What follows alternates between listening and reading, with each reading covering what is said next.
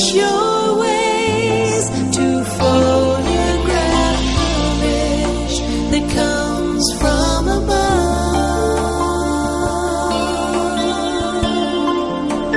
Lord, let my life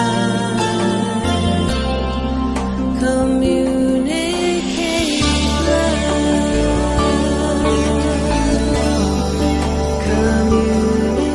Communicate love. Communicate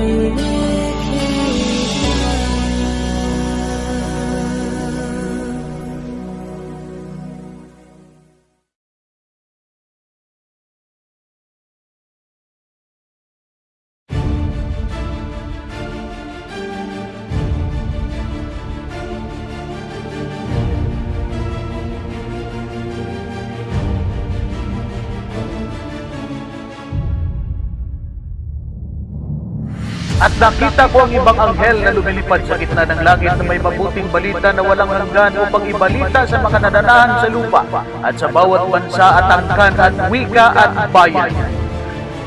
Ang sanlibutan na batbat ng kadiliman ng kasalanan, tila baga walang inaantay na kawakasan.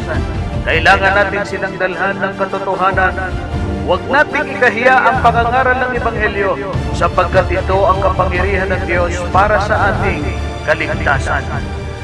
Inilunsad po namin ang programang Kapitulo Bersikulo upang maging kasangga ninyo sa katotohanan.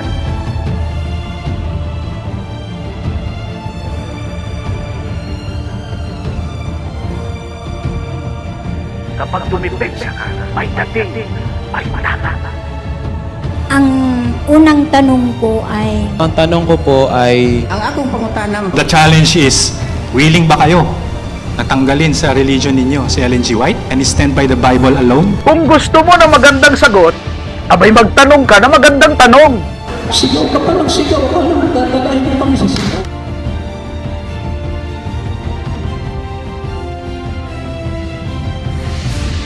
Kung pag-uusapan ay doktrina, lahat ng tama ihayag at yung mali ibunyag. Hindi ka mahihirapang hanapin ang katotohanan kung Biblia lamang ang iyong pinagbabatayan. Kunting hakbang na lang, Sabatista ka na.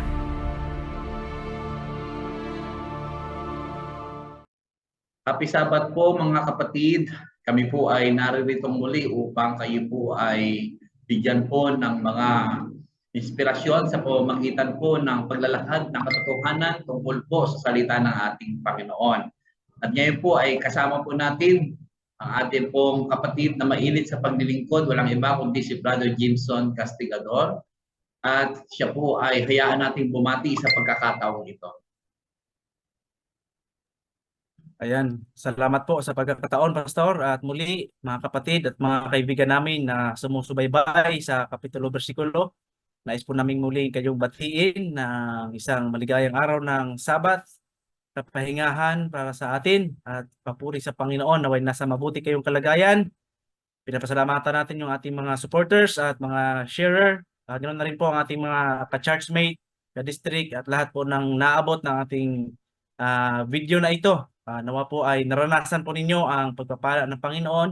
Lalo't higit ay naranasan ninyo ang kasayahan, kagalakan sa pag-aaral ng kanyang salita.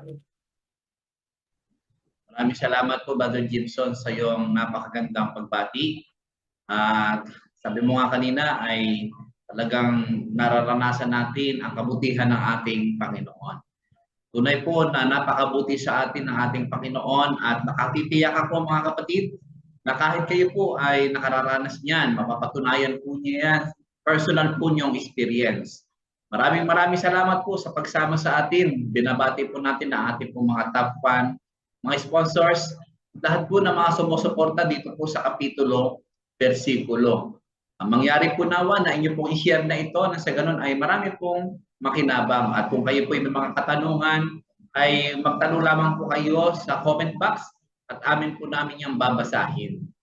Ikaw, Brother Gibson, ay alam po naman na ikay pinagpala ng ating Panginoon. Meron ka bang mailalahad sa ating mga taga-subaybay sa iyong magandang karanasan itong buong sandinggo na ito? Ayan, meron pastor, ang dami po natin naranasan, unang-una sa araw-araw na buhay pastor, at pangalawa is yung mas nakita po pagkisama ng Panginoon sa gawain pastor, na ini-enlighten niya tayo sa tamang gawin, na tayo ay mag-guide sa leader ng church ay sa mga desisyon at mga plano pastor. Pinupuri ko ang Panginoon sa kanyang pangunguna pastor. At isang magandang bagay yun na aking tinitingnan, kinikilala na isang magandang karanasan sa isang week na ito pastor. Amen. Yan. Tunay na napakabuti ng ating Panginoon. Parang itong linggo lang ay magkasama pa tayo. Pumunta tayo ng Cavite, ano? Napakarami ko rin naging karanasan itong isang linggo na ito kung saan tayo po ay pinagpala ng ating Panginoon, yung mga ating nadadalaw araw-araw sa mga tahanan. At masaya tayo na naipapanalangin natin sila, yung mga napaglingkuran po natin, ang mga funeral service. Bagamat sila ay nakakaranas ng mga kalungkutan, ay masaya tayo sapagkat nakapagbibigay po tayo, ginagamit tayo ng ating Panginoon upang sila ay bigyan ng comfort at ipabatid na ang kalakasan ay matatagpuan sa salita ng ating Panginoon. Well, sa pagkakataong ito, napakaganda po ng ating pong pag-aaralan. Ang Panginoon ay nakikinig at nagliligtas. Yan po ang ating pong pag-aaralan, at ang ating susing talata ay matatagpuan sa Awit 34 verse 17 na ang wika ay ganito: kapag ang matuwid ay humihingi ng saklolo, ang Panginoon ay nakikinig at iniligtas sila sa lahat nilang mga gulo. Napakaganda po ng ating pong pag-aaralan ngayon, ano po. Pero bago tayo talagang bago tayo dumako talaga sa malalim na talakayan, ay maaari po ba nating ipanalangin ito sa pamamagitan ni Brother Gibson? Sige po, tayo po ay manalangin. Dakila at mapagpala naming Diyos, Panginoon, muli kami nagagalak, natutuwa sapagkat muli na naman niyo, Panginoon, na pinagkaloob sa amin ang pagkakataon na makapag-aral ng inyong salita. Kaya ngayon, Panginoon, kami po ay mapagkumabang lumalapit sa inyo. Kami pangunahan, pagkalooban ng kapangyarihan ng Santo Espiritu sa aming pagtatalakay, Panginoon. Ikaw ang maitaas at iyong mga salita magbigay sa amin ng kalakasan at karunungan, Panginoon, upang magpatuloy na maging tapat at patuloy na maglingkod sa inyo, Panginoon. Pagpalain niyo po ang aming mga koneksyon, ganoon na rin ang aming mga taga-subaybay, ang kanilang mga internet connection, upang sa ganoon, Panginoon, ang programang ito ay matapos namin at kami ay mayroong matutunan nagmumula sa inyo, Panginoon. At patawarin din kami kung saan man kami nagkulang ng kasala. Ito po ang dalangin niling sa matapis na pangalan ni Jesus, ang tagapagligtas. Amen. Amen. Talaga pong napakaganda po ng ating pong pag-aaralan ngayon, sapagkat ating pong ipapakita na kung paano ang Panginoon ay nagliligtas at nakikinig. Alam naman natin na ang ating Panginoon, ang siyang lumikha ng sinukob na ito, at siya rin yung nagpapanatili ng kaayusan, at siya rin yung nag-establish ng relasyon ng bawat isa. Kaya tayo po ay may magandang relasyon sa ating Panginoon, at ngayon ay meron din po tayong relasyon sa bawat isa.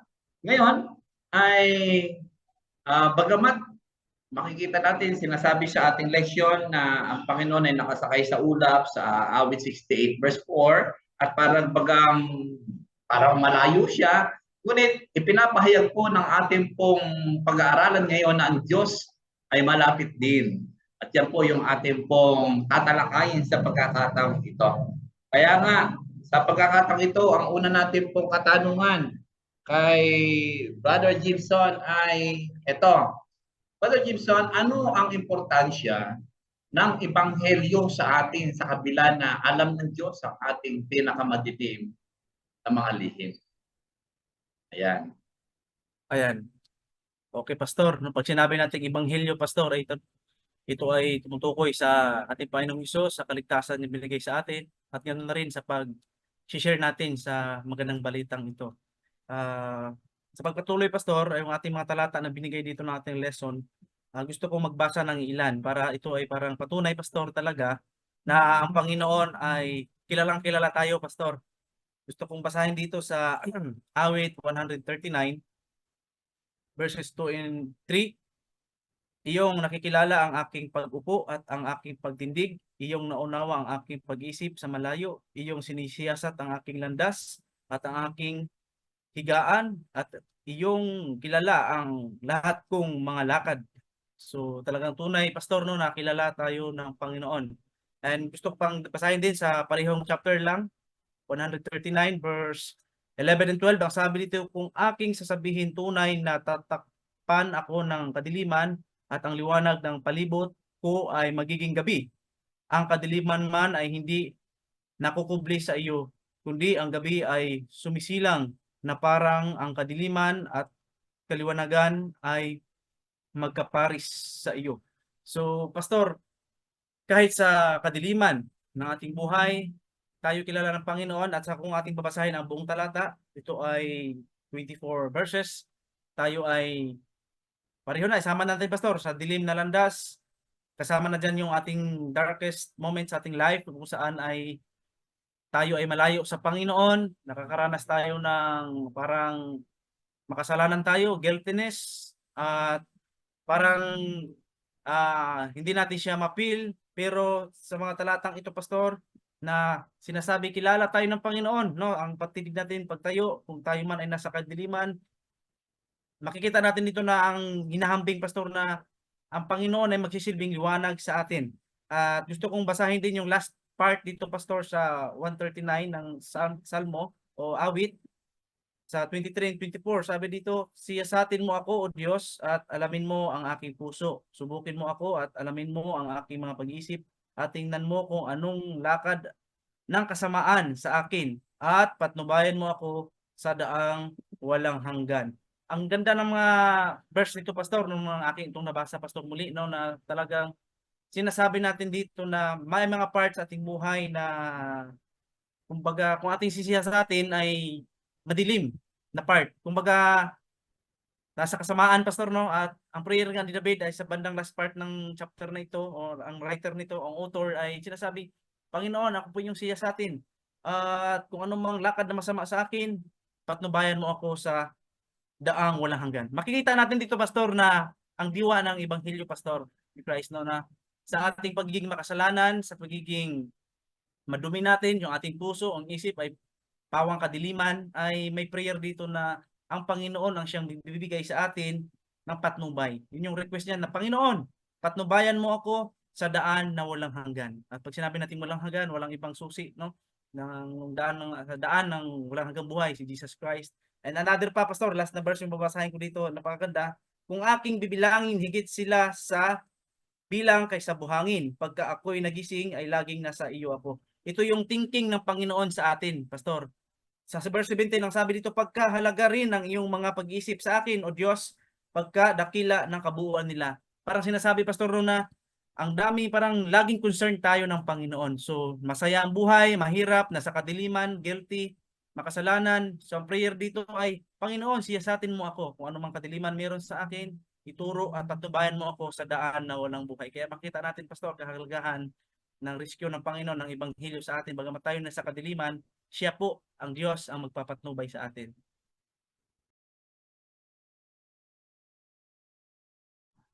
Okay, salamat, Brother Jimson. Napakalinaw po ng inyo pong pagpapaliwanag na kung saan ay alam talaga ng Diyos ang buong buhay natin, ano? Maging yung pinakalihim natin ay alam ng Diyos yan. Katulad ni David, alam ni David na ang kanyang buong buhay ay hayag sa harapan ng ating Panginoon. Kaya sabi sa ating pag-aaral ay kilala siya ng Diyos bago pa siya isilang. Kaya alam na ng Diyos kung saan din siya pupunta. Alam din ng Diyos kung saan siya tatahan. Ay kung yung mga ano pa kaya natin, mga madidilim na karanasan, yung ating mga pag-iisip, alam ng Diyos ang lahat ng mga bagay na yan. Natuwa ko doon sa sinabi mo doon sa awit 139 verse 24 na ang Panginoon ay itutuwid tayo.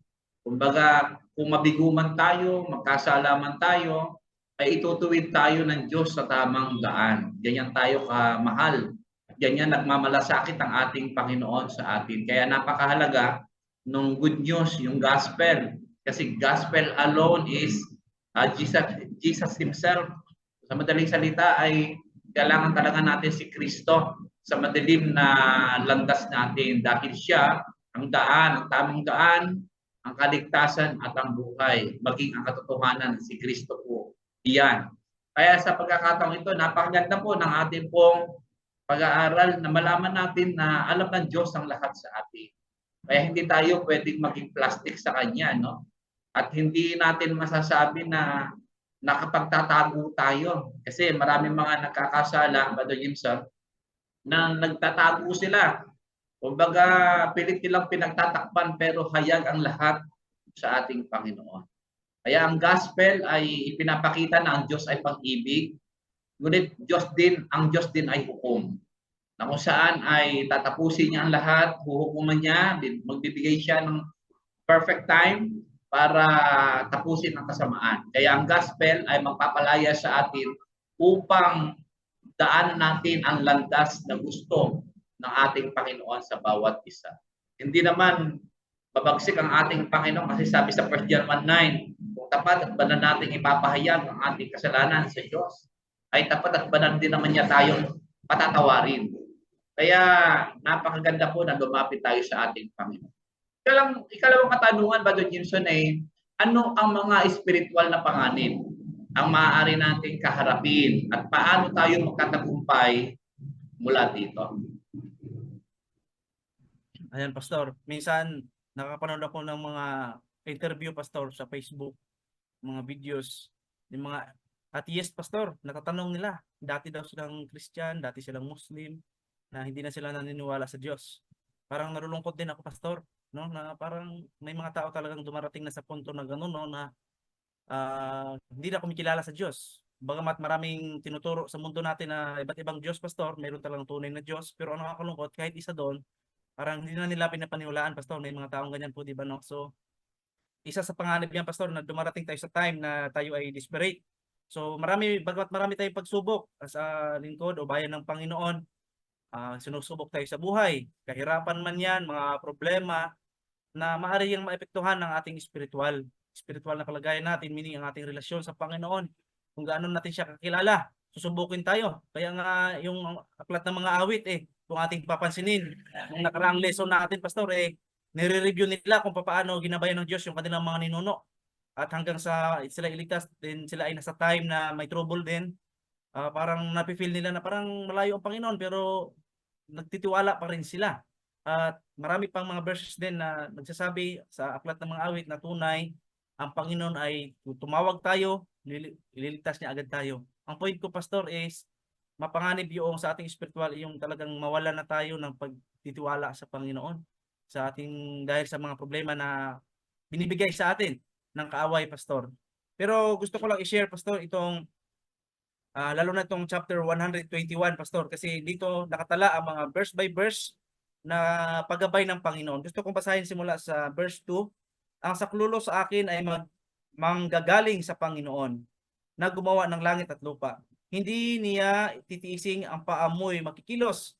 Siyang mag-iingat sa iyo ay hindi iidlip. Napakaganda, Pastor, no? Talagang ating Panginoon ay talagang hindi niya tayo pababayaan. Sabi dito ay saklulot siya sa atin, hindi siya papayag na yung ating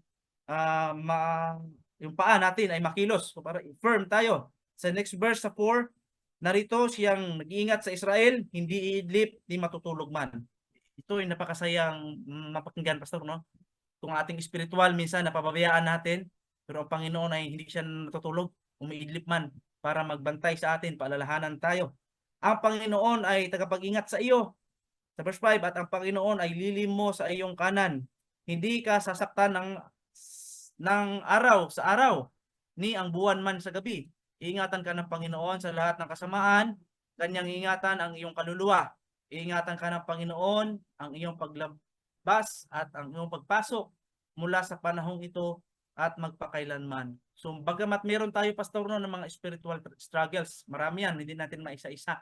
Yun nga, yung sabi ko kanina na nalulungkot ako sa mga taong dumarating na sa point na talagang iniiwan na nila ang Diyos, hindi na sila na sumasampalataya at nakakalungkot man. Pero ang sabi dito, Pastor, yung binasa ko ng mga talata sa awit 121, kung papaano ang Panginoon na sa atin tumutulong.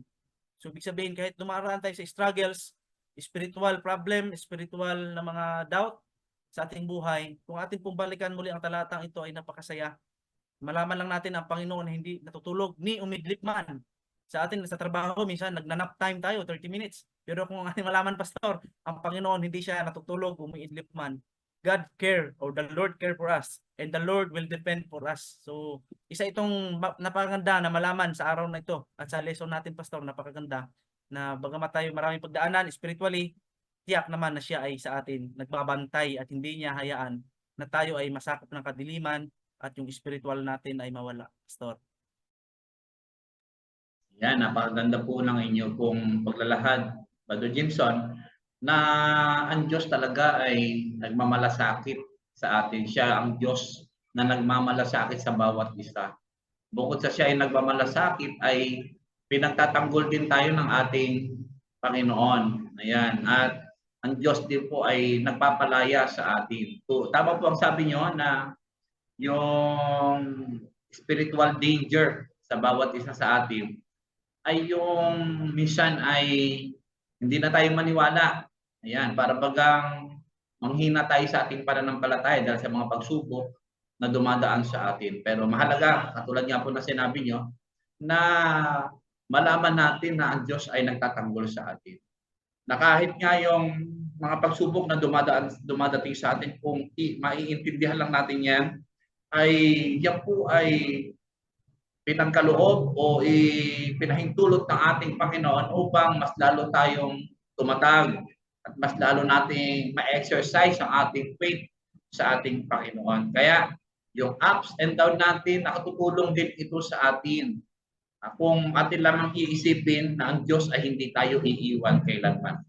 Isa pa, Brother Gibson, na nakita ko dito na panganib ay yung ipinapahayag din kasi sa atin ng ating leksyon na ang Diyos ay nagtatanggol. Marami siyang mga metaphor na ginagamit dito. At ang Diyos din ay nagpapalaya. Nagpapalaya sa bawat isa.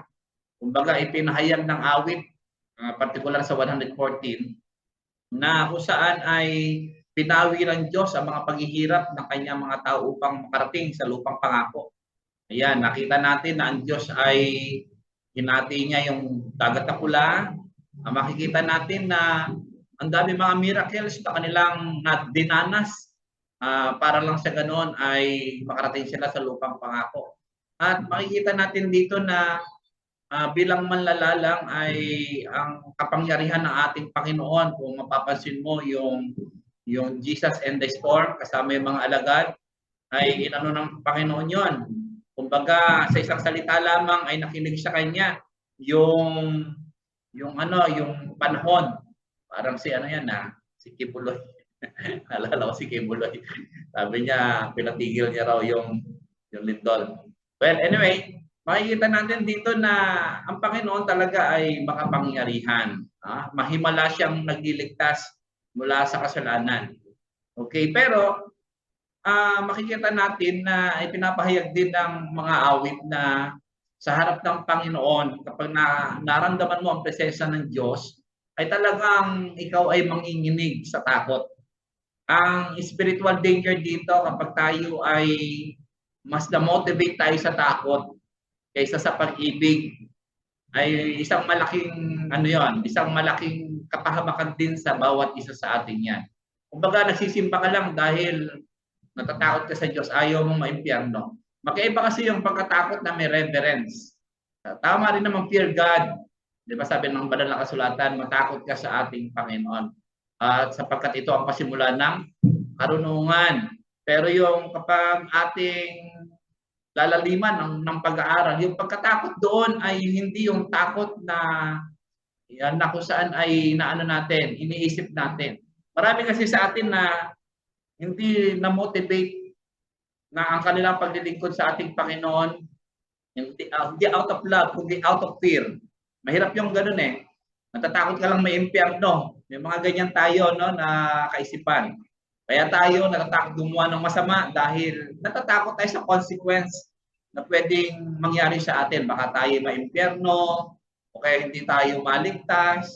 Kaya hindi tayo gumagawa ng mga masasama. Well, nawa ay mapalaya tayo sa ganyang kaisipan. Ang Panginoon, kapag naintindihan natin ang Diyos ay nagpapalaya, ang nagmamalasakit at magmamahal sa bawat isa sa atin, makikita natin na siya ang makatutulong sa atin upang mapalaya tayo sa ganyang mga kaisipan. Harinawa yung ating pananampalataya sa ating Panginoon ay hindi dahil sa takot ng panginginig, kundi takot dahil sa pag-ibig natin sa ating Panginoon. Okay, Brother Gibson, ang ikatlong katanungan ay bakit ang magtiwala sa Diyos sa lahat ng panahon ay napakahalaga, lalo na sa mga panahong masama?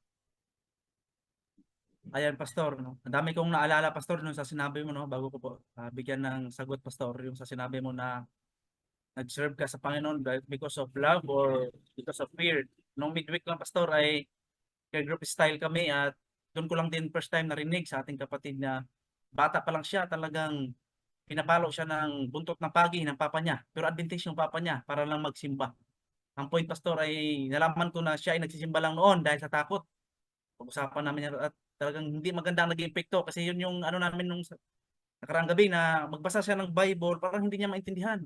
Parang nagpe-pray naman daw. Kaya parang may something na ganun pala na experience nung kabataan niya, Pastor. At masaya kami na nalaman yun na i-voice out niya, Pastor. At ngayon ay iba na ang kanyang pag-serve. Hindi na dahil sa takot. Meron na siyang apo, may anak na. I mean, mas naunawaan niya na ang kagandahan na mag-serve tayo dahil sa pag-ibig natin sa Panginoon. At isa pa, naalala ko nga yung sabi ni Pastor Dog Bachelor na pagdating sa langit, wala ka nang katatakutan doon. Papaano ka pa mag-serve sa Panginoon, magpuri sa Kanya kung ang pag-serve lang natin ngayon ay based sa fear? Di ba? Mas maganda yung based sa love. Kasi pagdating doon sa langit, Pastor, ang ika niya ay puro love tayo doon. Kung hindi tayo galing sa love, baka hindi ka na magsamba sa Panginoon kasi wala kang love talaga. So I mean, naidugtong ko lang, Pastor, no? At yun nga, Pastor, no, ang kagandahan na magtiwala tayo lagi sa Panginoon. So bigla ko na namang naisip, Pastor, yung story ni Gideon na kung saan 32,000 yung kanyang soldier, 300 lang yung pinili ng Panginoon talaga, kumbaga niliglig. Kasi ang pinaka-point ng Panginoon, baka pag sila nagtagumpay, ang tiwala nila ay mapunta sa kanilang sariling gawa, Pastor, na porket marami sila, kaya nagtagumpay, hindi mapunta ang credits o ang pagkilala sa Panginoon. And ano pa? Yung kay David, Pastor, yung sa part ng buhay ni David na nagpasinsyo siya. Kasi parang gusto niya malaman kung ilan lahat yung kanyang nasasakupan. Parang isang sign, Pastor, pala, yun yung start ng kanyang pag-spiritual struggle, no, na nawawalan siya ng tiwala na sa Panginoon, na parang nag-rely na siya sa kanyang sariling lakas na meron. Bakit ko po ito na-share, mga kapatid? Kasi nga, ang katunuan ay bakit mahalaga na every moment o sa lahat ng panahon, titiwala tayo sa Panginoon. Kasi nga, lahat ng nagagawa, lahat ng success na kung ano man meron tayo ay galing sa Panginoon. Lahat ng tulong, tayo na nanalangin. Ngayon, kung lahat ng panahon ay hindi tayo nagtitiwala sa Panginoon, kasi feeling natin mukhang wala namang problema. Mukhang kaya kong gawin. Ang delikado nun, Pastor, mukhang pareho ang mangyayari ata. Baka start na yon para mahimok tayo ni Satan na mag-believe sa ating sarili, mga sariling pamamaraan. So, yun yung nakita ko, Pastor, no, na bakit napakalaga. Yun nga, idugtong ko na rin. Kasi nga, God ay mag-save sa atin. The Lord save. Bakit kailangan natin magtiwala sa Kanya? Kasi nga, siya talaga ang gumawa ng kaligtasan. Maraming verses, Pastor, no, yung lesson natin binigay. Gusto kong basahin itong sa Awit 20, verse 2. Sakluluhan ka mula sa sanktuaryo at palakasin ka mula sa Sion. Yung sanktuaryo na tinutukoy dito, maaring hindi lang ito yung sa panahon nila ng Israelita ay yung tent na pinagawa, kundi ito yung original na sanktuaryo, Pastor. Alam natin yan na pinag-usapan yan sa Hebreo na mayroong sanktuaryo sa langit. At doon ang rescue ng Panginoon magbumula sa kanyang bayan at maging sa ating panahon din ngayon. No? At mayroon pang mga verses dito sa 9 verse 10 ng Awit. At silang nangagkakaalam ng iyong pangalan ay maglalagak ng kanilang tiwala sa iyo. Sapagkat ikaw, Panginoon, ay hindi mo pinabayaan sila nagsisihanap sa iyo. Ang gandang talata, Pastor. No, kaya always, lahat ng panahon, mga kapatid, magtiwala tayo sa Panginoon. Bagamat nakikita mo na parang kaya natin, minsan may ganyan na parang marami akong tauhan na mukhang good kami ngayon, financially stable, parang hindi mo na kailangan yung saklolo. Pero bakit kailangan natin magtiwala pa rin sa Panginoon? Kasi nga, maaring yan yung maging dahilan, baka mamaya, kilalanin na natin ating sarili na the best, maging ma-prideful tayo. So, sabi dito, ang Panginoon ay magiging bantayog. Yan. Yung sa atin kanina na binasa ko, ang Panginoon ay hindi mo pinababayaan sila na nagsisihanap sa Kanya. So mga kapatid, always nating hanapin, always nating kailanganin ang tulong ng Panginoon, at ang sabi dito, hindi pinababayaan ng Panginoon yung mga taong naghahanap sa Panginoon. Always nagre-rely sa Panginoon. So yun lang po, Pastor, ang aking maisasabi. Ayan.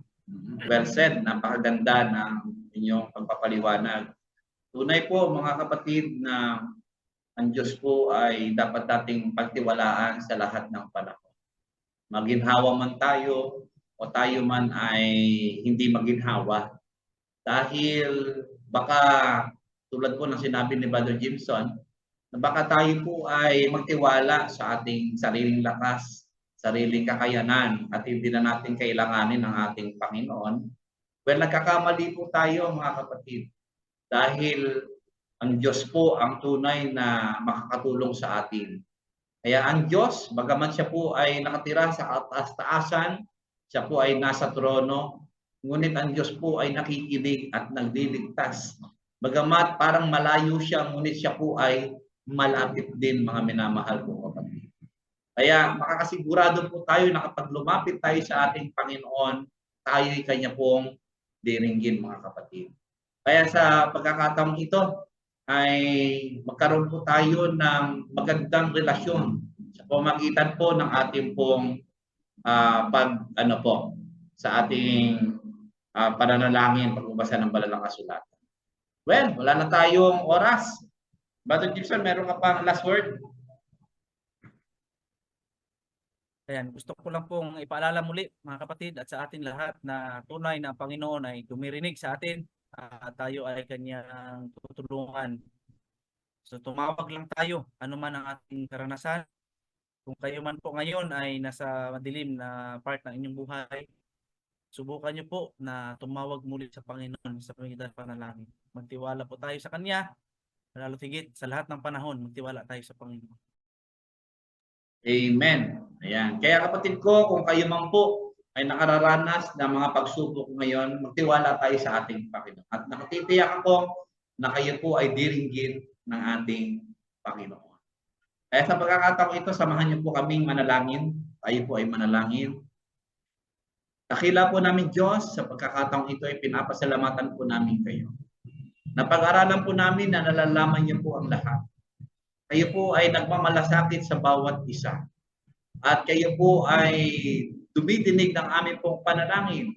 Nagliligtas at nagpapalaya sa lahat po ng aming mga kakulangan, sa aming pagkaalipin, at sa mga masasamang bagay na nasa sa amin. Kaya Panginoon, maraming salamat sapagkat itinuturo po ng mga awit kung gaano po kayo kadakila at nagmamalasakit sa bawat isa. Nawa, sa lahat ng panahon ay kami magtiwala sa inyo, Panginoon. Tingin niyo po ang panalangin ng inyong pong bayan sapagkat kami po ay humahawak sa inyong pong pangako na bagamat kayo po ay hindi namin nakikita, ngunit nararamdaman po namin na kayo buhay at tunay.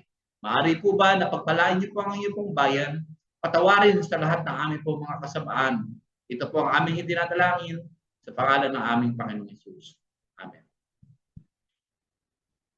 Maraming salamat mga kapatid sa inyong pong patuloy na pagsuporta sa ating pong programa. Ang aming pong talangin, nawa kayo po ipinagpala sa lahat po ng mga narinig nyo patungkol po sa salita ng ating pong Panginoon. Kung kayo mawala, sapagkat dadako po tayo sa ikalawang serbisyo. Ito po ang kapitulo versikulo, kasama po natin si Brother Jimson Castigador, ang inyong lingkod, Pastor Jaime Aventurado Jr., na nagsasabi sa inyo na maglingkod tayo sa tulong po ng banal na Espiritu. Happy Sabbath po sa bawat isa and God bless po.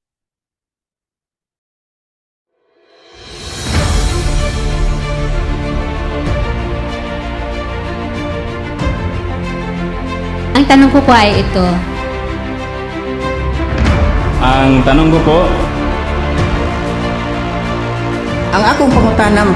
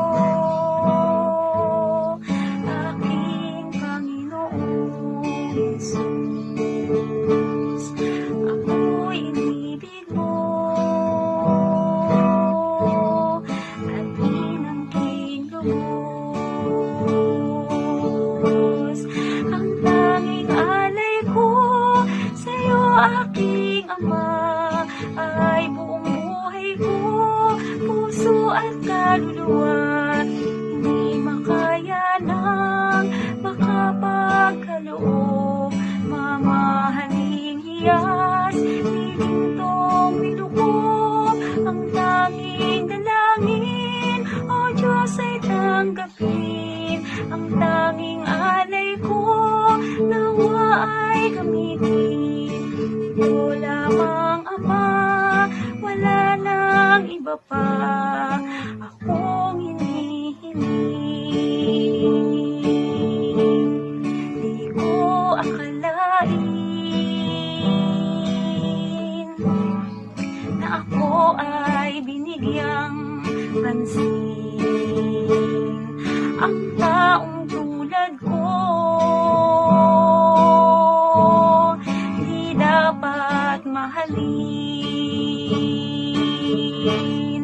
Ang tanging alay ko sa'yo, aking Ama, ay buong buhay ko, puso at kaluluwa. Hindi makaya ng makapagkaloob, mamahaling hiyas, di gintong nilukob. Ang tanging dalangin, O Diyos, ay tanggapin. Ang tanging alay ko nawa ay gamitin. Ito lamang Ama, wala nang iba pa akong hinihiling. Aking hinihintay ang iyong pagbabalik, Jesus, ang makapiling kay kagalakang lubos. Ang tanging alay ko sa'yo, aking Ama, ay buong buhay ko, puso at kaluluwa. Hindi makaya ng makapagkaloob, mamahaling hiyas, di gintong nilukob. Ang tanging dalangin, O Diyos, ay tanggapin. Ang tanging alay ko nawa ay gamitin. Ito lamang Ama, wala nang iba pa akong hinihiling.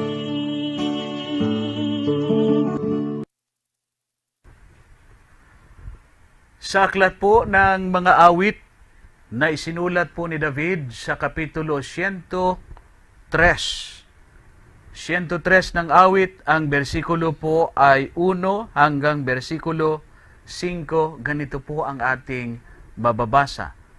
Psalms chapter 103, verses 1 up to 5. Awit 103, bersikulo 1 hanggang 5. Ganito po ang ating mababasa.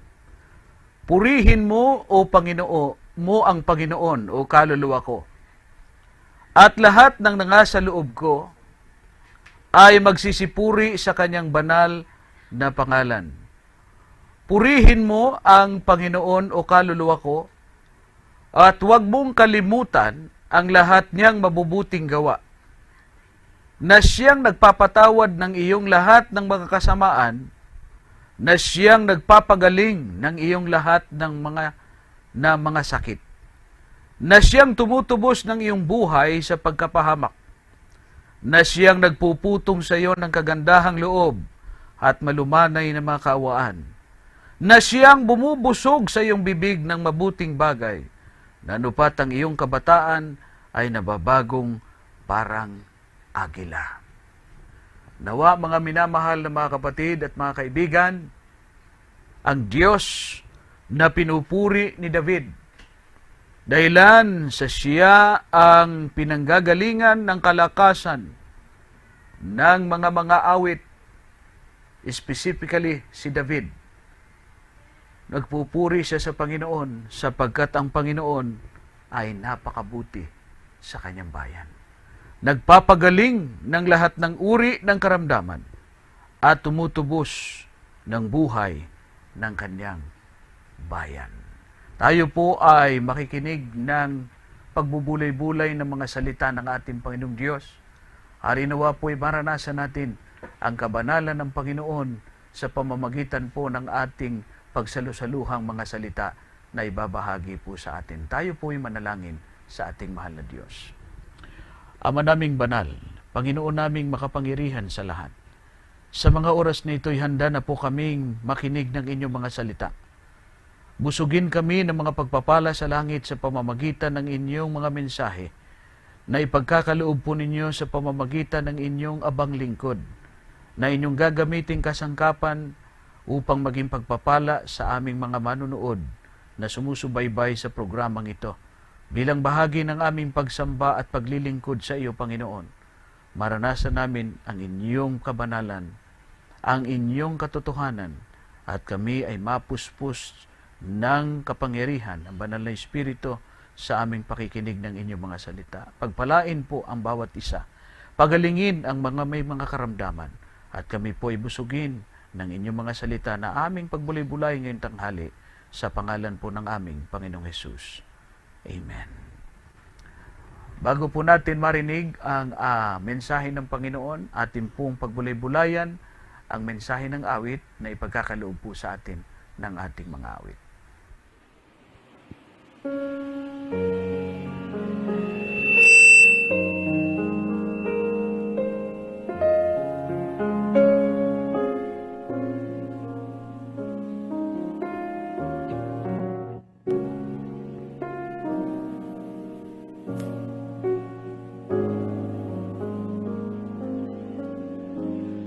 My Jesus, I love thee. I know thou art mine.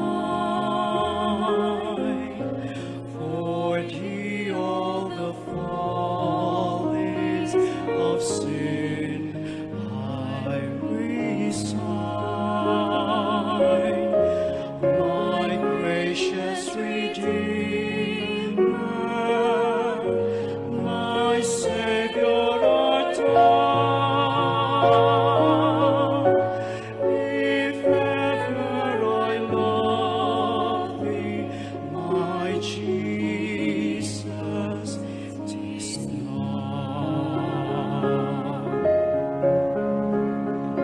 I love thee because thou hast first loved me and purchased my pardon on Calvary's tree.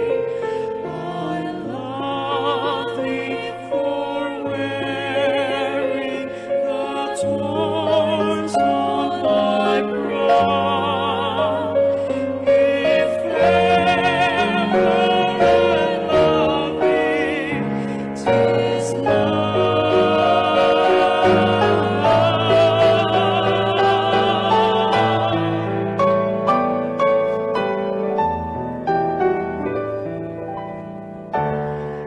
in mansions of glory and endless delight, I'll ever adore thee in heavens so bright. I'll sing with the glittering crown on my brow. If ever I love thee, my Jesus, 'tis now.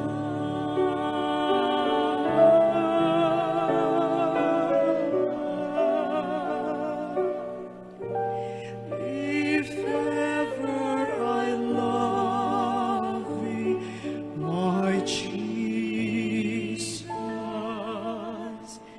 'tis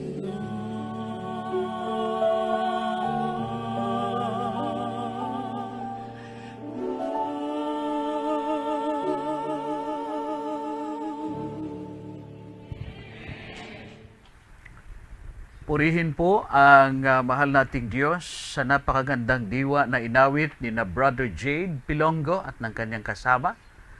Harinawa ito po ay magsilbing pambukas ng ating kaisipan sa mga bagay na ating pong pagsalusaluhan ngayong oras po ng tanghali sa ating pong pagsamba sa ating pong mahal na Panginoon. At nais ko pong dalhin sa inyo ang magandang talata ng Biblia na siya pong ating pagbubulay-bulayan. Actually, 8 bersikulo po sa aklat ng Ecclesiastes 12. Pero hindi na po natin babasahin, anak, ng mahaba yan.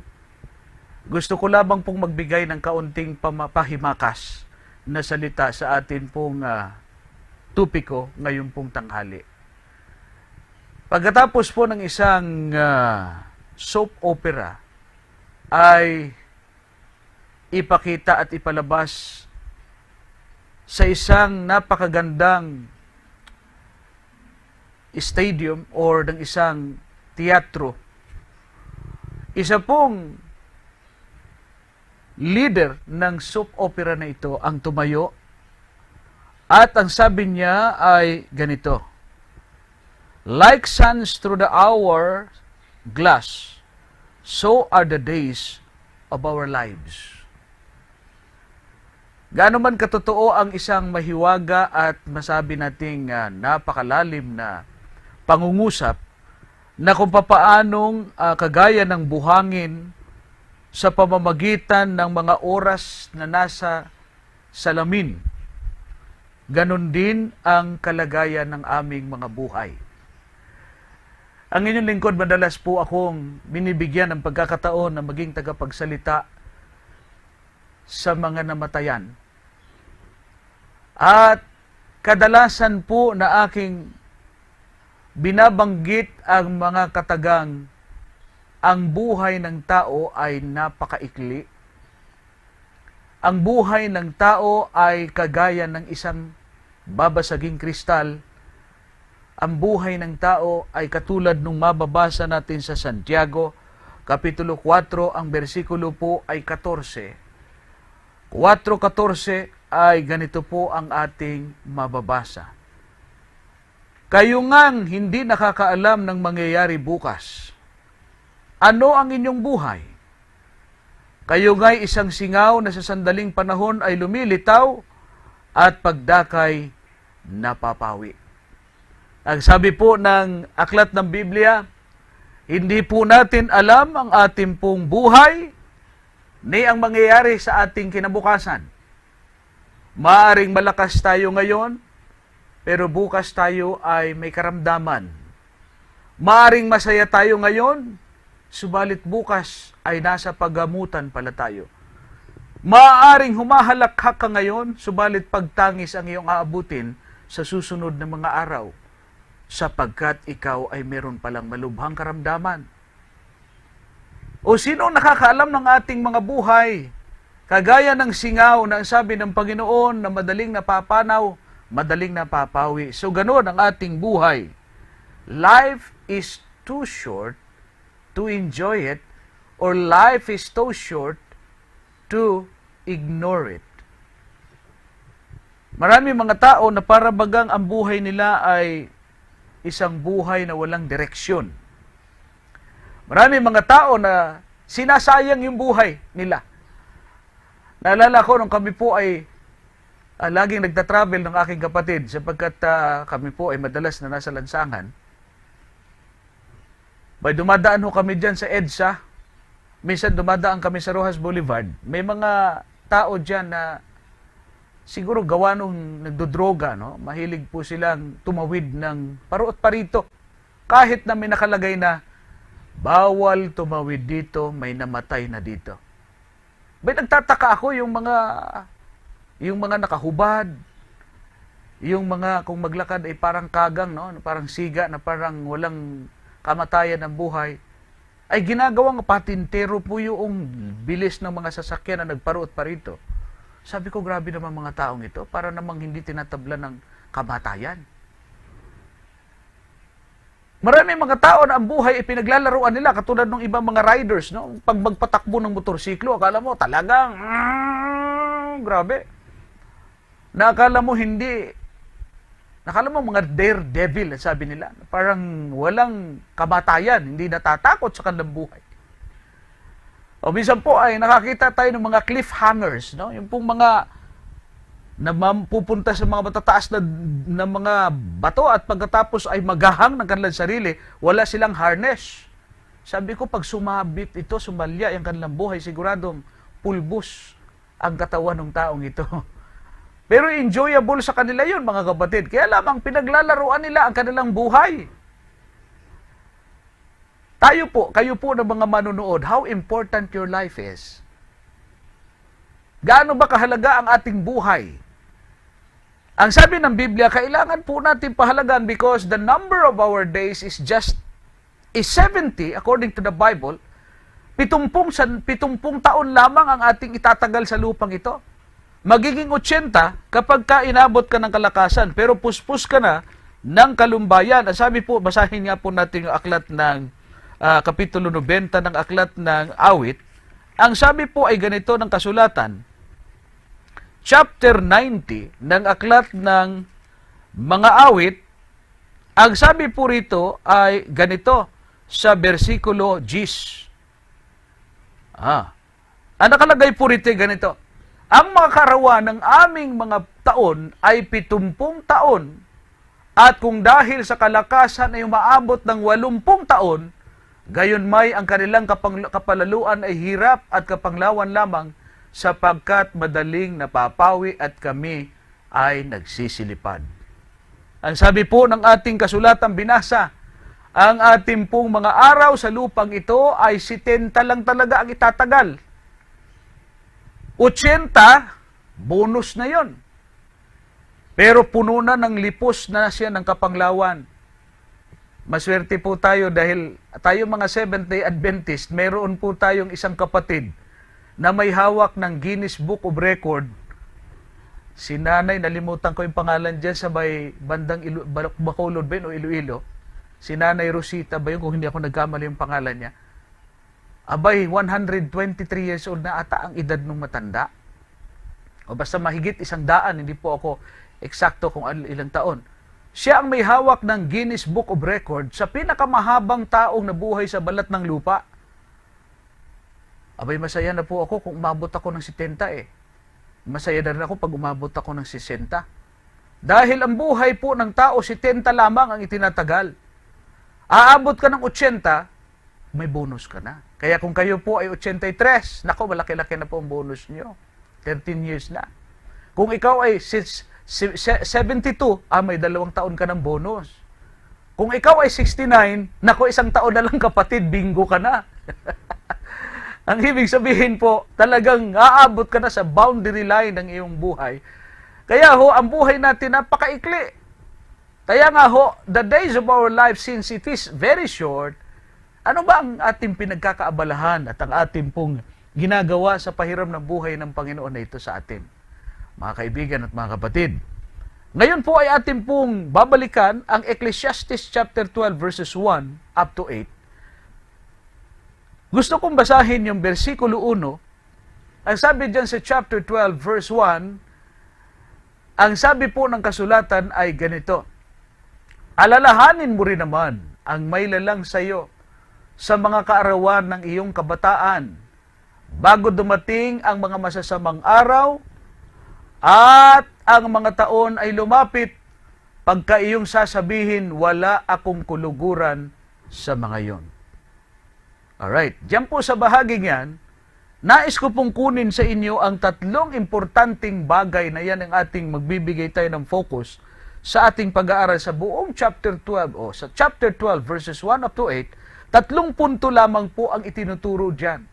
Na ito po ang sigurado tayong pagdadaanan nating lahat sa buhay na ito na pinahiram ng Panginoon sa atin.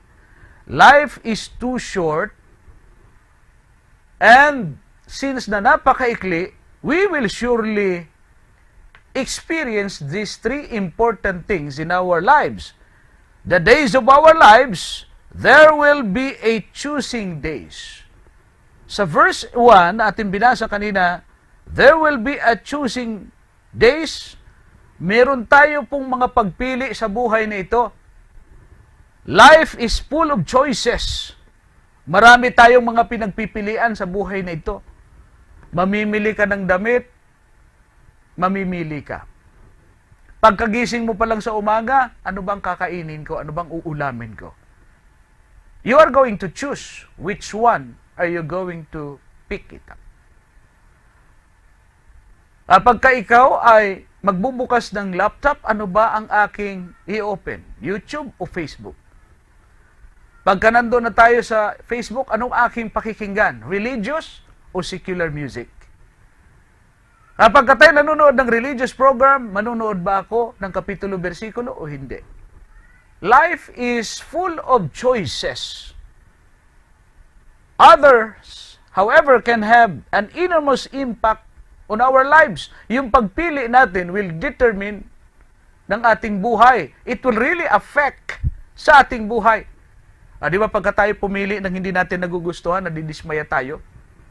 Pagka tayo pumili ng isang bagay, let's say, damit o kaya kasangkapan, and then pagkatapos ay sabihin, pangit pala nung pinili ko.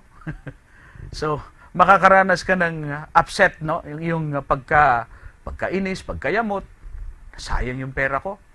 O naapektuhan yung mood mo, naapektuhan yung iyong buhay, no? Magkakaroon ka ng stress because of your choice. The greatest time for choices is in the days of your youth. Sangayon po sa akin pong natuklasan sa research, babasahin ko po sa inyo mga kapatid, the burdens and pressures of young people is the greatest choice that is being, it is happening or will be happen sa mga young people. The greatest choice any young person can make is to give their heart to the Lord. It will save them many unnecessary burdens. Kaya napakasarap na ang isang tao, lalo na sa ating mga kabataan, ay masanay, mahubog sa mga bagay na espiritual. Kaya nga sabi doon sa ating binasa, remember your Creator actually creators ang sabi dyan, remember your creators in the days of your youth. Alalahanin mo ang may lalang sa iyo sa panahon ng iyong kabataan. Dahil sa kabataan po, napakalaki po ang potensyal sa buhay ng isang kabataan para siya ay mas lalong mamayagpag na kagaya ng agila na ating binasa kanina sa aklat ng mga awit, 103, 1 hanggang 5, 1 hanggang 4, na siya po ay kagaya ng agila na sa kanyang kabataan. Kaya sa panahon na ikaw ay nasa kabataan pa, ay may kailangan nating alalahanin ang Panginoon na may lalang sa'yo.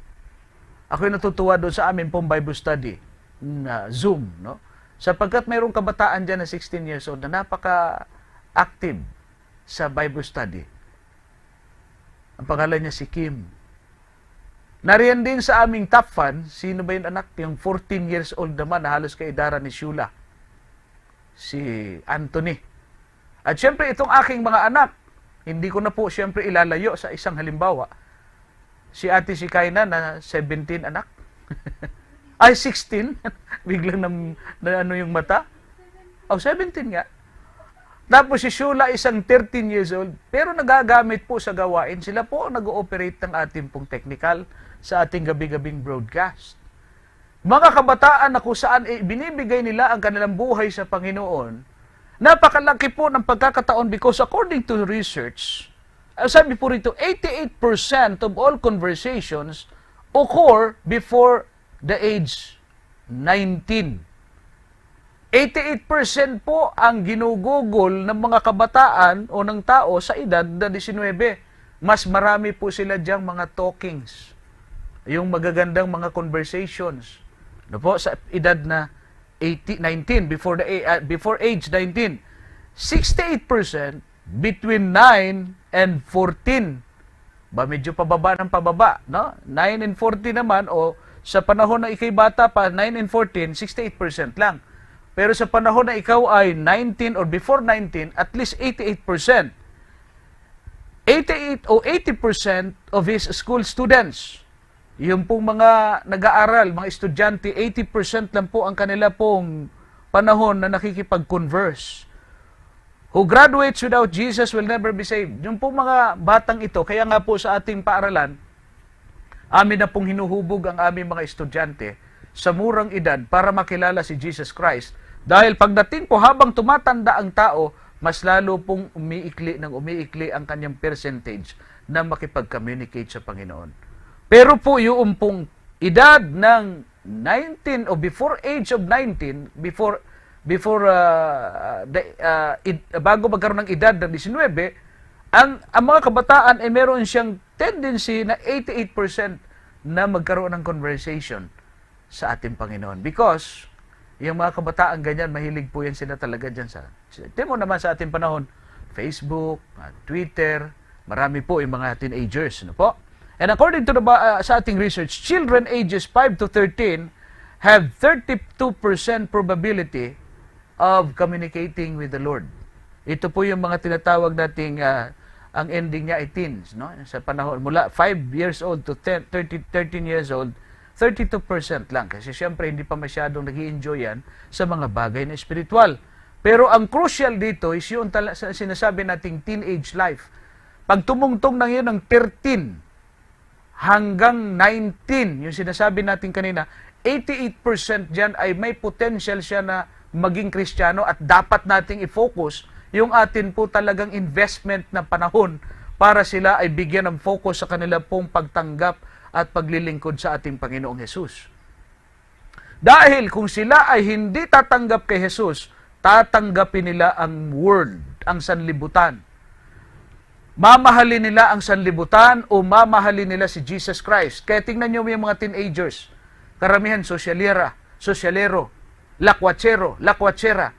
Kasi nga po, hindi binibigyan ng pagkakataon na sila ay ma-educate sa mga bagay na espiritual. Pero kung tayo po sa ating mga anak ay binibigyan natin ng importansya ang mga bagay na espiritual sa panahong sila'y teenager, ito po ay 88% na nare-retain sila sa church. According to the studies. Ito mga psychologists po ito.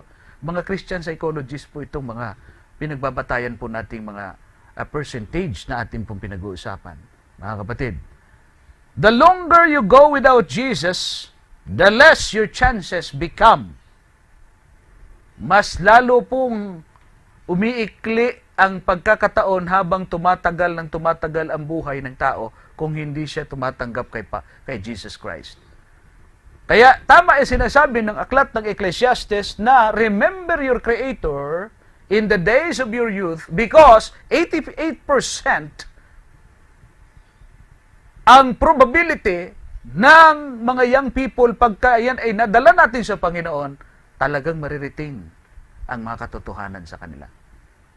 Or else, kung hindi natin maisagawa, 88% ang probability na sila po ay gagamitin ng sanlibutan.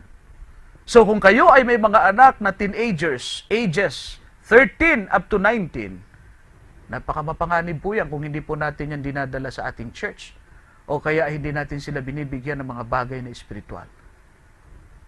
Dahil the greatest time for choices is the time of the young age. Edad ng mga kabataan. Opo.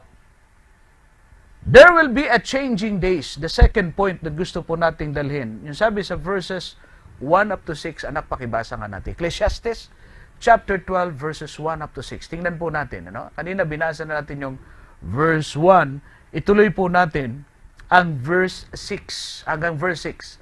Ang sabi po rito ng ating Ecclesiastes 12 verse 1 to 6. Ganito po nakasulat.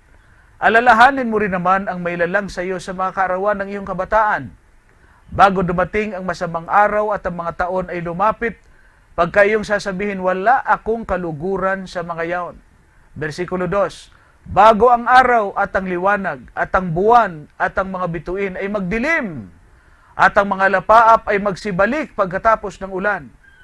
Sa kaarawan na ang mga taga-ingat ng bahay ay manganginginig at ang mga malalakas na lalaki ay mapapayukod at ang mga manggigiling ay mga lilikat sapagkat sila'y kaunti at yaong nagsisidungaw sa mga dungawan ay mga sisilaw o mga sisilaw at ang mga pintuan ay sasarahan sa lansangan pagka ang tunog ng giling ay humina at ang isa'y babangon sa tinig ng ibon at lahat ng mga anak na babae ng tugtugin ay mabababa.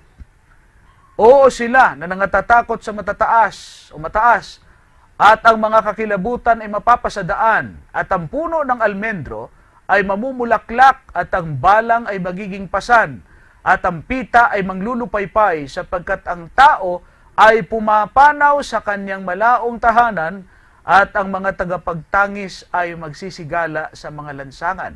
Versikulo 6, bago ang panaling pilak ay mapatid, o ang mangkok na ginto ay mabasag, o ang banga ay mabasag sa bakal, o sa bukal, o ang gulong ay masira sa balon. Ganda po ng talatang ito. Ang ibig sabihin, ito na yung binabanggit ni Haring Solomon na mga panahon ng kapanglawan. And this is what we call the challenging days. Dahil after your teens, alam niyo, meron nga pong kasabihan, nakalimut na hindi ko lang po nakuha sa maikling panahon ng ating preparation po rito sapagkat tayo naging busy noong mga nakaraang araw, ay meron pong binabanggit na kapag ka ang edad po ay halimbawa, teenager ang buhay, ayan ang tinatawag na good morning. No? Ang edad niyan ay, katulad ng sinasabi natin, 5 to 13, good morning. Pagka ang edad po ay 14 o 13 pataas hanggang 21, ang buhay ng tao ay nandyan na yan sa mabandang alas 10 ng umaga. Pagka ang buhay mo ay, ang edad mo ay 21 pataas, 21 hanggang 40 hanggang 35, ang buhay mo nasa ano na yan? Nasa tanghaling tapat. Tanghali na po yan.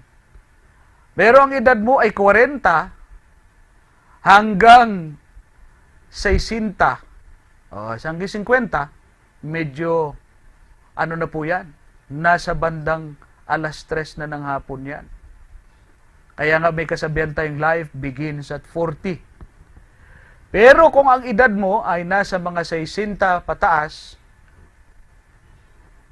ang tawag po dyan ay sunset na. Palubog na ang araw. Malapit nang magdilim.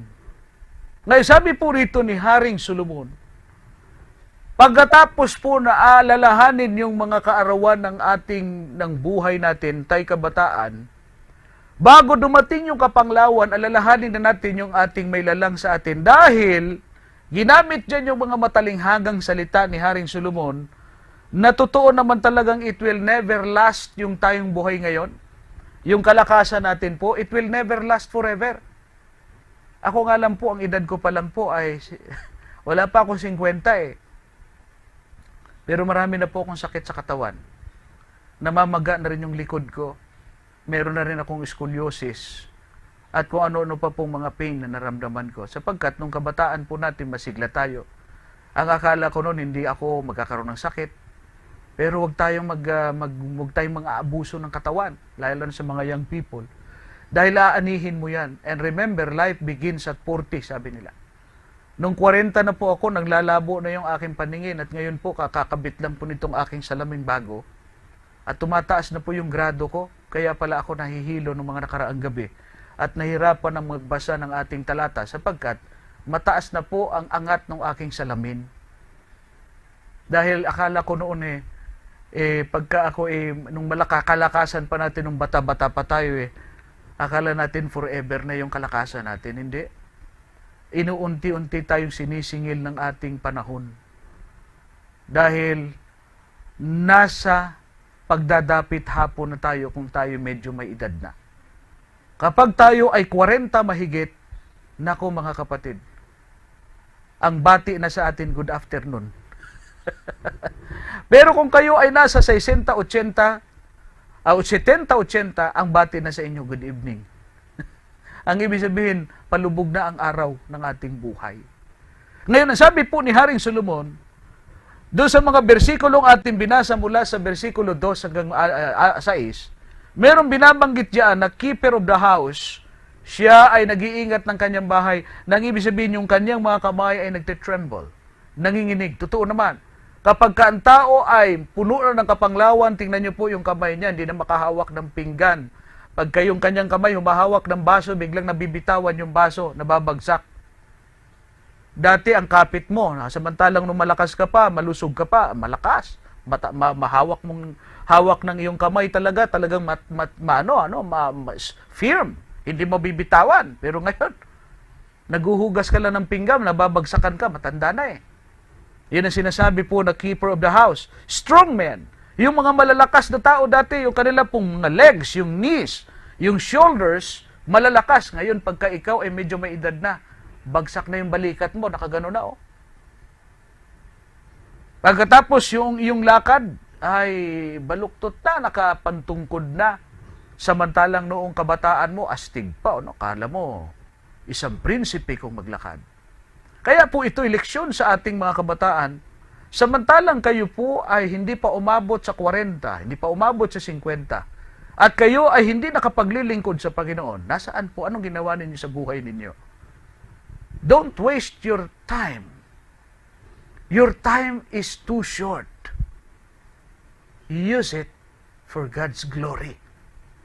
Huwag ninyong ubusin ang ating panahon sa internet. Alam nyo, kung atin pong bibigyan ng bahagdan ang buhay ng tao, di ba tayo ay 24 hours na binibigay ng Panginoon sa atin? Ang kailangan natin sa ating pagtulog, di ba, sabi sa ating lesson, at least we have to find rest. Ang kailangan nating tulog ay 6 to 8 hours. Sa mga adult ay 6 hours. So, ilan na lang natitira sa'yo sa 24 hours mo? Dahil 6 na oras yung gugugulin mo. Ang pinakamahabang gugugulin mong oras ay sa panahon na ikaw ay natutulog. Pero may panahon po dyan, kung nagtatrabaho ka, it will give you an 8 hours of your work sa panahon ng ikaw ay nagtatrabaho, 8 oras. So, ilan na yon? Yung natutulog ka ng 6 hours, tapos magtatrabaho kayo ng 8 oras, di meron ka ng 14 oras na yung makakain kung nagtatrabaho ka. At tapos matutulog ka ng tama sa oras na 6 oras.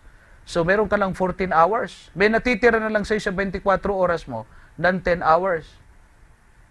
Ngayon, kung magbababad ka sa computer ng 5 oras, nako, ilan na lang yung oras na gagamitin mo para sa Panginoon.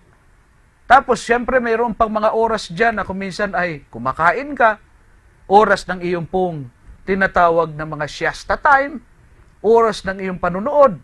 Ilan na lang kayang oras ang ibibigay mo sa Panginoon? Baka ang ibibigay mo sa Panginoon, wala pang 30 minutes. Kaya hindi nagiging quality ang buhay ng isang Kristiyano because yung ating pong mga araw at oras na ginugugol ay mas nakahihigit sa mga bagay na pangsanlibutan. Ginugugol natin sa mga bagay na pangtemporal o pangsamantala lamang. Hindi natin ini-invest ang ating mga panahon sa mga bagay na espiritual at sa mga bagay na panghabang buhay at eternal. Gusto ng Panginoon ang ating buhay ay mag-invest tayo for eternity. Your life is too short. Anong ginagawa mo sa buhay mo, kapatid? Anong ginagawa mo sa pahiram buhay ng Diyos sa iyo? Mas mahaba ba ang panahon mo sa pag-i-internet? Mas mahaba ba ang panahon mo sa mga bagay na pangmaterial at hindi ka na nagbibigay ng panahon sa mga bagay na espiritual? Think about your 24 hours a day and how much time na ibinibigay mo sa mga bagay na spiritual. Try to make an inventory of your time and you will find it out na napakaliit lang pala talaga ng panahong ibinibigay natin sa Panginoon. Kaya sabi po ni Haring Solomon, pagka dumating na sa iyo na ikaw ay uugod-ugod na, yung mawawala na yung legs ay nanginginig na, yung mga kamay nagte-tremble na, at ang sabi po rito ay yung paggiling, grinding na binabanggit dyan, tumutukoy po yan sa paggiling ng iyong pagkain. Dahil sabi doon, hindi na nagiging maganda ang paggiling ng pagkain kasi kulang na yung ngipin. Tingnan niyo po yung mga matatanda, kulang na lang. Mahirapan na sila. Ang ginagawa, nilulunok na lang yung pagkain. Binabasa na lamang ng laway, pagkatapos ay kumbaga ay parang ginagawang candy at nilulunok na lamang po yung pagkain, no? Kapatid, hindi na halos nila po ginunguya. Bakit? Kasi nga kulang na yung ngipin eh. Hindi na nila kayang i-grind yung pagkain na meron sila. Kaya sabi po ng kasulatan, mga kapatid at mga kaibigan, huwag nating antayin yung mga panahong yan, mga kapatid. Because, kapag dumating yung panahong yan, hindi na tayo po matutuwa at magagalak sa ating pong paglilingkod sa ating Panginoon. Ano pa po sinasabi po rito? Grinding windows. Sabi ron yung bintana, hindi ka na makakakita because ibig sabihin po ay wala ka ng vision. Wala ka ng malinaw na pananaw. Vision turns bad. Doors. Yung binabanggit yung mga pintuan na hindi na mailalapat. Ang pintuan na hindi na po maayos. Bakit? Alam niyo yung pintuan na hindi na po maayos. Anumang pintuang meron kayo sa inyong katawan, yung butas dyan o anumang mga yan, hindi na maganda. Wasak na o kaya ay worn out na. Ibig sabihin po yan ay dahil sa katandaan. Pagkatapos, ang sabi po riyan, yung musika ay hindi mo na maririnig. Na ang ibig sabihin po ay ikaw po ay mabibingi na. Diba? Tingnan nyo, pag may edad na tayo, hindi na halos po maririnig. Ano ka mo, Ineng? Ano ka mo? Ang sinasabi mo? Wag na nating antayin yan. At ang sabi po ng kasulatan ay almond tree. Ang ibig sabihin ng almond tree, ang ibig sabihin po ay mamumuti na ang iyong buhok, puti na. Pagka tayo po ay naglilingkod na sa panahong ganoon, wala na po tayong magiging panahon na mag-enjoy sa Panginoon. And ang sabi rito, desire, yung pong sinasabi doon sa ating sumunod na binasa, desire, yung pagnanasa. Bakit? Nawala na po yung ating appetite. Pagka matanda na, pag may edad na, kakaunti na lang ang kinakain. Wala ka ng ganang kumain, nawala na yung mga gana mo sa buhay, yung iyong appetite, nawala na. And you are longing for rest. Kaya sabi doon sa binasa natin, ang kagustuhan niya na umuwi. Anong ibig sabihin? Gusto niya na magpahinga. Lagi na lamang siyang nagpapahinga, tulog na. Lagi nandun, kumukuya-kuya-koy sa duyan, nag-aantay na lamang siya ng panahon ng kanyang buhay. Yan ang sinasabi po ni Haring Solomon na huwag po nating kalimutan ang Panginoon samantalang tayo bata. All of these things are signs that the end is near. That end of our life is near. How well are you prepared for eternity, mga kapatid? Gaano po tayo kahanda o naghahanda para sa eternity? Lagi natin sinasabi, every tick-tock of the clock, we are nearing home. And of course, every tick-tock of the clock, we are nearing to our own end. Sa katapusan ng ating mga buhay. By means of death. And the last one, sa verse 7 and 8 ng Ecclesiastes chapter 12, there will be a concluding days. Ano po ang sinasabi po ni Haring David, ni Haring Solomon sa verse 7 and 8? Ang sabi po dito, this is the conclusion of the matter. At ang alabok ay mauwi sa lupa gaya ng una, at ang diwa ay magbabalik sa Diyos na nagbigay sa kanya. Versikulo 8. Verse 8, ang sabi dyan, walang kabuluhan ng mga walang kabuluhan. Sabi ng mga ngaral, lahat ay walang kabuluhan. Vanity of vanity, sabi po ng Biblia. Pag ikay tumanda na, ano kaya ang sasabihin mo sa buhay mo? Sayang. Do you have regrets in your life when you are getting older? Ano yung inyong mga na-missed out sa panahon ng kayo kabataan?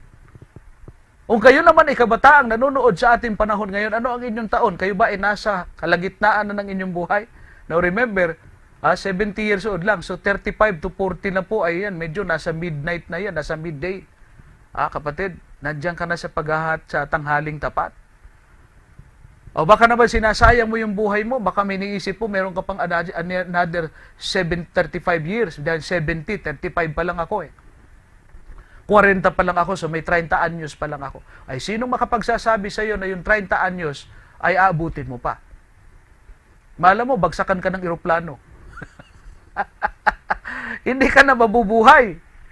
Walang makapagsasabi. Malam mo, masagasaan ka ng pison.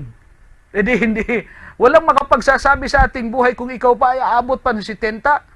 Kaya ang gusto ng Panginoon ay tayo po ay laging may panahon para sa Panginoon. Remember your Creator in the days of your youth.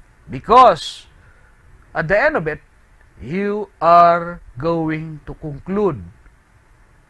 There will be a concluding days of your life. Sasabihin ninyo, vanity, vanity, vanity. Lahat ay walang kabuluhan. Kung tayo po ay nag-iinventaryo ng ating buhay ngayon, mga kapatid, try to make an inventory of your time. At inyong tuklasin kung ilang oras ang ibinibigay ninyo sa Panginoon sa buong 24 oras ng inyong buhay. Ibawas ninyo dyan yung inyong pagtulog. Ibawas na ninyo dyan yung inyong trabaho. How much time do you spend talking with God? How much time do you spend reading the Bible? How much time do you spend in praying and talking with God? Mga kapatid at mga kaibigan, there will be a time of reckoning and conclusion of all matters, of all the matters that we have in our lives, in our days. Kapag tayo po ay dumating na kaya sa mga alas 3 ng ating buhay, nasa edad na po ng retirement, ano kaya ang ating sasabihin? Vanity, vanity? O sasabihin natin, praise the Lord? Kasi ako'y nagagamit ng Panginoon at ginamit ng Panginoon nung ako'y kabataan. At ngayon, ay inspirasyon na ako ng aking mga apo, inspirasyon na ako ng aking mga anak, sapagkat ginamit ko ang mga panahon ng aking buhay sa mahabang paglilingkod sa Panginoon, because I always remember my Creator in the days of my youth. Sana mga kaibigan at mga kapatid, ay gawin nating makabuluhan ang ating buhay. Kaibigan na kabataan, huwag mong sayangin ang iyong buhay sa Panginoon. Kung hindi mo pa ginamit sa Panginoon ang iyong buhay, huwag mong isipin na meron ka pang panibago pang mahabang buhay. No. Hindi mo kaalam kung ano mangyayari ng iyong bukas. Kagaya ng ika ng singaw, na madaling lumitaw pero mabilis ding nawala. Do not waste your time. Huwag mong sayangin ang buhay mo. Kung maghapon kang nakatunganga at wala kang production na ginawa, naku po, delikado. Ang bawat oras mahalaga. Ang bawat sandali ay importante. Make it a productive one. Every hour is counted and be productive. Huwag nating sayangin sa katunganga lang at walang ginagawa.